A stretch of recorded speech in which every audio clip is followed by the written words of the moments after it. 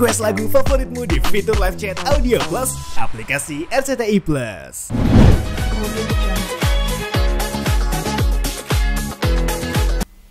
Jadi gini, masalahnya banyak ya. Setiap negara tuh punya masalah yang berbeda-beda dengan PMI. Kalau di Malaysia tuh banyak banget. Yang paling sering saya pulangin justru adalah PMI-PMI yang dari Malaysia. Rata-rata illegal atau unprocedural tenaga kerja, pekerja migran. Ada yang dari meninggal, dari koma, dari sakit udah lumpuh tapi sekarang udah bisa sembuh, kita pulangin ke Jember. Ada yang udah ditemukan di pinggir di bawah jembatan dalam keadaan mata tidak bisa melihat, sekarang udah bisa melihat. Terus ada yang gangguan jiwa, depresi, ada yang kita pulangkan bersama anaknya, punya anak di sana. Rata-rata yang kita pulangkan di Malaysia itu justru yang unprocedural. Nah kalau di Hong Kong itu kebanyakan justru malah masalah-masalahnya bukan yang begitu, masalah yang kena tipu, low scamming, ya kan, kena tipu. Ada kemarin juga kasus berangkat haji kena tipu juga di sana. Kalau terus dari Taiwan itu kebanyakan justru malah masalahnya ya itu jenazah-jenazah gitu kan. Kalau dari Timur Tengah ya kebanyakan kekerasan, yang dijadikan budak seks, yang tidak digaji. Dan kalau ini ada masalah baru di beberapa tahun terakhir ini adalah pekerja-pekerja migran, kita bingung bilangnya apa, PMI yang ilegal, yang pada bekerja di Kamboja, Myanmar sebagai scammer, penipu atau judi online. Tapi di satu sisi kita bingung karena waktu dulu saya sebagai penggiat atau melakukan edukasi untuk saya kan sempat dulu juga kan kita ngurusin yang 20 orang yang pulang dari Myanmar bersama pemerintah, Kementerian Luar Negeri, sempat yang dari Filipina dulu. Pada saat itu banyak orang yang jadi korban, memang benar jadi korban. Berangkat ke sana tidak tahu mereka sebagai apa, dibohongin. Tapi yang udah mulai setahun terakhir ini, justru banyak orang-orang yang kita bantu adalah orang-orang yang sebetulnya bohongin kita juga. Mereka tahu berangkat sebagai apa. Mereka tahu berangkat sebagai bakal kerja judi online, scammer. Tapi nanti saat mereka bermasalah, mereka bosan kerja di sana, mereka tidak digaji, mereka tidak bisa pulang, paspornya ditahan, minta tolong sama kita. Tapi ngebohongin saya juga. Baru aja gini kita juga baru dibohongin baru-baru ini. Dibilang dia adalah korban segala macam sama Miss Yuni, dibiayain pulang. Ternyata pas kita tahu ya dia itu ternyata di sana scammer juga dan malah justru banyak nipu-nipu orang. Tapi ya udahlah, kita pikir sama Miss Yuni kita juga nggak misal selama kita ditipu ya berarti kita jangan nipu orang lah ya. Jadi sekarang banyak memang kasus-kasus yang orang berangkat ilegal, dia sadar bukan ditipu lagi, dia tahu berangkat sebagai apa, kerja ilegal sebagai judi online atau scammer. Tapi nanti saat mereka bermasalah dia teriak-teriak minta tolong, tapi mereka bohong bilangnya ditipu lah, mereka disiksa lah segala macam. Jadi kita serba salah gitu kan. Tapi menurut gue yang harus dilakukan oleh pemerintah adalah bagaimana menutup jalur-jalur keberangkatan seperti itu, menindak para agent-agentnya, orang-orang yang memberangkatkan mereka secara ilegal, termasuk orang-orang yang memang ternyata mereka bukan korban TPPO, mereka pelaku TPPO juga justru harus ditindak tegas, biar ada kapok, ada nilai, ada jerahnya. Tahun lalu kita kita pernah pulangin orang, udah mulangin orang, yang kasus kayak begini nih, ternyata 3 bulan kemudian dia minta tolong di Kamboja lagi, di negara berbeda gitu. Jadi kan ibaratnya udah kita tolongin, jangan lo berangkat kayak begitu lagi, dia minta tolong lagi dengan kasus yang sama. Berarti kan emang udah dia niat udah berangkat sana tapi ada masalah minta tolong kita lagi gitu. Jadi menurut gue jalur bagaimana yang harus diperketat adalah keimigrasian, Kementerian Imigrasi harus lebih selektif dalam dari hal pembuatan paspor aja deh. Ya pembuatan paspor menurut gue sih harus punya power untuk menolak seseorang membuat paspor kalau emang dicurigai dia ini bakal berangkat bukan sebagai turis kerja ke luar negeri, tapi di imigrasi di bandara juga harus berani menindak bagaimana orang yang dicurigai ternyata dia bilangnya mau liburan gitu kan, tapi uang aja nggak ada gitu, terus abis itu berangkat ke luar negeri nggak pernah, background ekonominya untuk liburan ke luar negeri kayaknya nggak mungkin gitu kan. Harus berani cekal, ya kan? Ya, dan habis itu nanti diselidiki gitu kan. Dan saya aja setahun terakhir ini sudah berapa kali memberikan informasi kepada polisi dan imigrasi mengenai laporan-laporan yang masuk ke saya tentang orang-orang yang bakal bekerja ilegal di luar negeri. Dan itu ditindaklanjuti langsung. Jadi saya juga selalu berkoordinasi sama instansi-instansi yang terkait untuk memberantas hal-hal seperti ini. Dan menurut saya imigrasi harus diperketat. Karena yang saya dengar juga ada oknum-oknum aparat yang memang ya mereka dalam tanda kutip ya korup juga nih, ya ada modus-modus uang pelicin yang membuat orang lewat jalur khusus lah, jalur fast lane, fast track buat memang lewat situ nggak bakal diperiksa lah, udah tahu tuh bakal kerja-kerja ke judol, scam gitu kan. Nah itu harus disikat-sikatin tuh.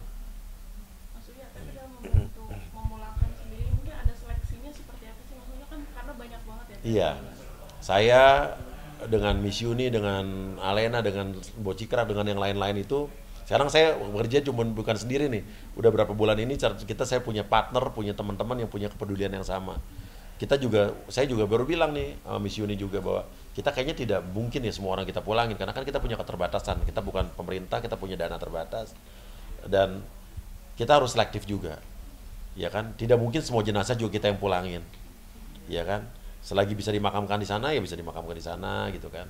Dan intinya adalah mungkin kita akan lebih prioritas mana yang emang harus dipulangkan. Karena juga dulu pernah ada kasus dia tuh dalam keadaan koma juga, tapi di sana ditanggung asuransi, ya kan? Justru malah saya sarankan untuk tidak pulang karena punya resiko di perjalanan dan menurut saya nih, saya mau jujur-jujuran fair-fairan aja, asuransi di sana kesehatannya jauh lebih baik dibanding kalau orang itu dibawa pulang ke sini di kampungnya dia nggak tahu punya BPJS apa enggak, rumah sakitnya belum tentu gimana. Saya malah justru sarankan untuk tidak pulang dan sampai sekarang masih ada di sana dan membaik. Jadi saya juga orangnya berpikir logik dan objektif juga ibaratnya kan.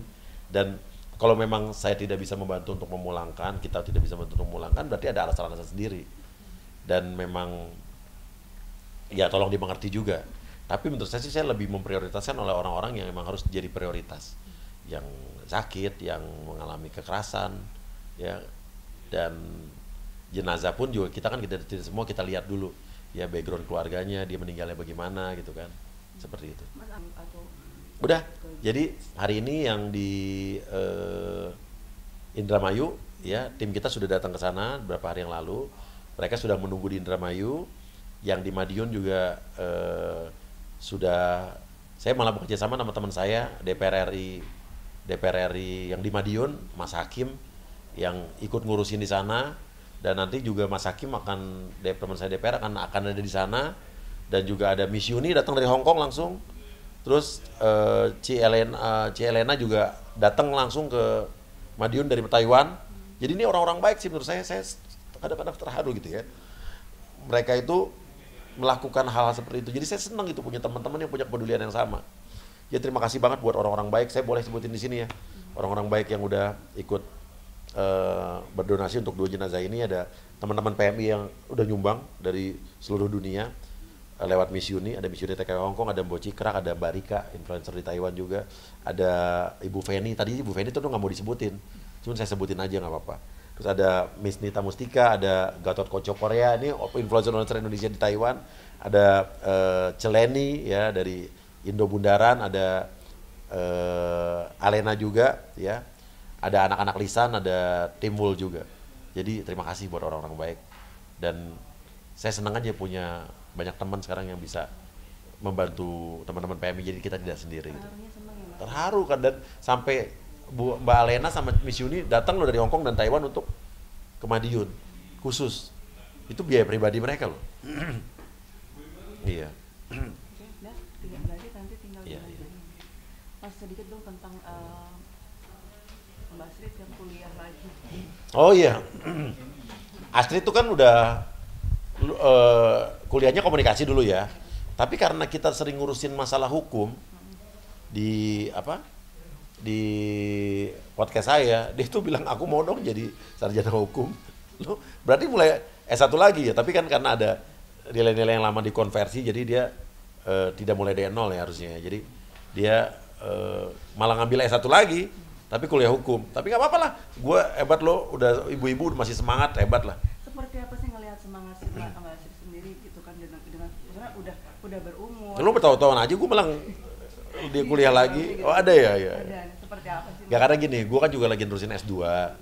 Jadi Astrid nggak mau kalah sama gue, dia mau itu ya. dia mau ambil S1 lagi, tapi hukum. Nah, dia bilang, kan lu udah kuliah dulu komunikasi, bilang gitu. Udah, gue mau banyak bantuin orang-orang, korban-korban KDRT sama anak-anak yang mengalami kekerasan dan juga terpisah dari orang tuanya. Nggak tahu dia punya motivasi sendiri sih.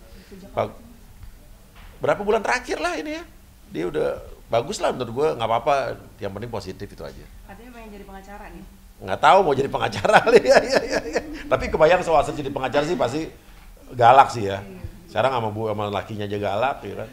Asli lihat aja di DPRD aja dia kan galak banget kan waktu kritik soal laptop 23 juta untuk anak SD itu kan gitu galaknya kan. Dikejar sama dia. Kritik soal ini, soal pelaku pelecehan yang dilakukan oleh pendidik, oknum pendidik gitu kan. Dia galak. Jadi kebayang kalau jadi pengacara ya dia galaknya kayak apa lah ya.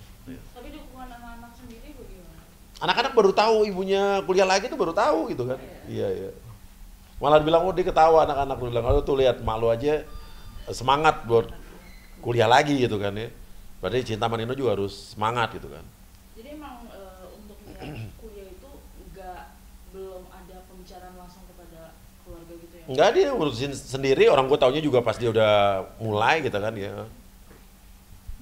Maksudnya tapi juga ngerenov masjid juga. Oh iya, alhamdulillah sih, nggak tahu saya tahun ini kayak apa ya, digerakkan hati saya tuh untuk pengen banyak berbuat baik. Apalagi pas kemarin di umroh itu, pengalaman umroh Ramadan tuh membuat saya tuh berpikir, sebenarnya saya gini sih, di 3 tahun terakhir ini emang hidup saya tuh udah lebih, bukan duniawi saja, tapi udah lebih pengen untuk tabungan di akhirat. Karena kan dengan saya nolongin teman-teman PMI segala macam tuh kan emang saya kan emang udah tujuan saya emang pengen bermanfaat aja hidup. Nah itu semenjak saya kena COVID 2021 tuh emang hidup saya berubah lah.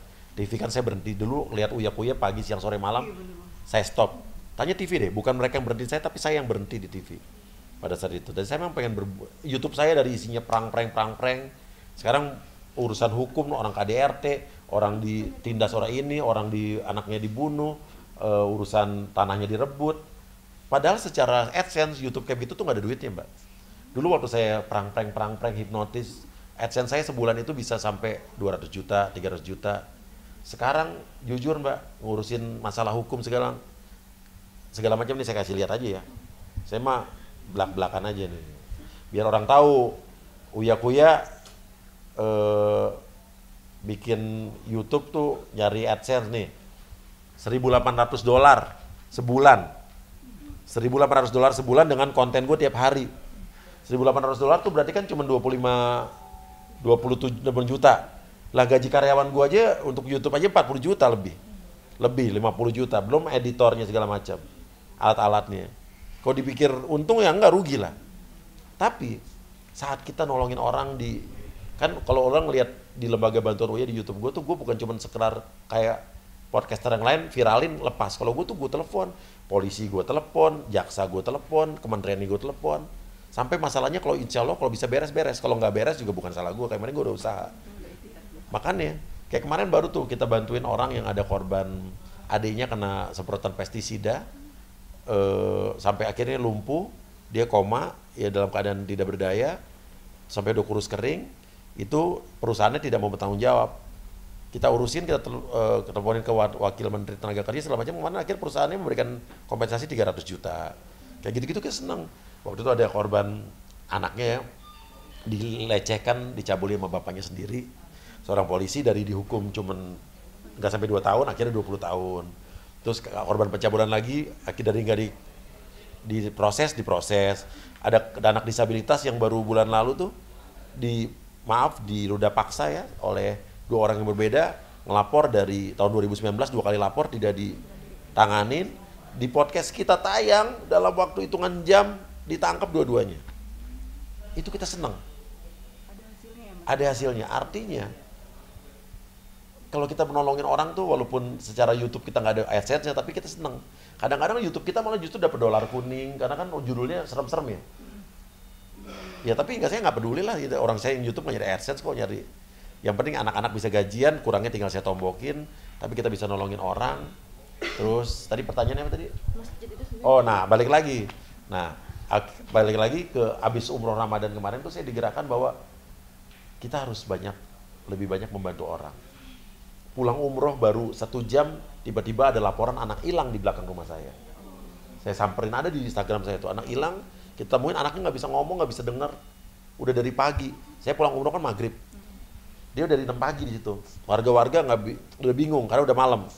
Saya samperin, akhirnya saya masukin Instagram segala macam, dapat informasi dan dari Dinsos, dari orang bahwa ini anak rumahnya di Cipete, jauh banget kan. Orang Dinsos ternyata pernah nemuin anak itu hilang. Dikasih tahu alamat rumahnya, akhirnya kita anterin pulang sebelum sahur tuh, kita anterin. Itu anak disabilitas nggak bisa dengar dan orang tuanya nyariin. Itu baru pulang umroh. Terus tiba-tiba besok lagi diajak buat buka puasa di teman-teman tunanetra, anak-anak tunanetra SLBA Lebak Bulus. Dan disitulah mereka bilang bahwa musolanya butuh renovasi karena terlalu kecil. Anak-anak ini jadi masuknya gantian, mereka kan jalannya susah kan. Ya udah mereka minta renovasi, kita bantu. Miss Yuni yang dari Hong Kong juga datang, padahal dia non muslim loh. Ikut bantu juga nyumbang 20 juta Miss Yuni itu. Yang tadi gue ceritain dari Hong Kong. Terus udah gitu, kemarin juga kita udah dari tahun lalu ada satu masjid di dekat rumah kita juga yang udah lagi direnovasi. Itu dari tahun lalu kita udah realisasikan, tapi baru bisa terrealisasinya di tahun ini. Dan insya Allah 2 bulan lagi kelar. Dan ibaratnya kalau masjid itu kan amal jariah yang nggak pernah putus ya. Daripada kita pakai uangnya yang buat nggak guna sebentar hilang, kan kalau untuk yang bermanfaat tuh kita senang. Dan gue pengen anak-anak gue juga nantinya juga mengikuti jejak bapak dan ibunya gitu. Mas, ini katanya tanggal 29 si Citra pulang. Nah ini yang sedih banget, gue baru dapat kabar yang gak mengenakan tadi di mobil pas berangkat ke sini, anak-anak gagal pulang. Padahal udah beli tiket, anak-anak nggak jadi pulang karena anak-anak nggak libur, ada ujian yang mereka nggak bisa izin. Sedih tadi gue tadi sempat netesin air mata, kita nggak jadi ketemu kan, dibilang gitu kan. Ya udah nggak apa-apa, dibilang gitu. Nanti insya Allah selamat pulang gitu kan.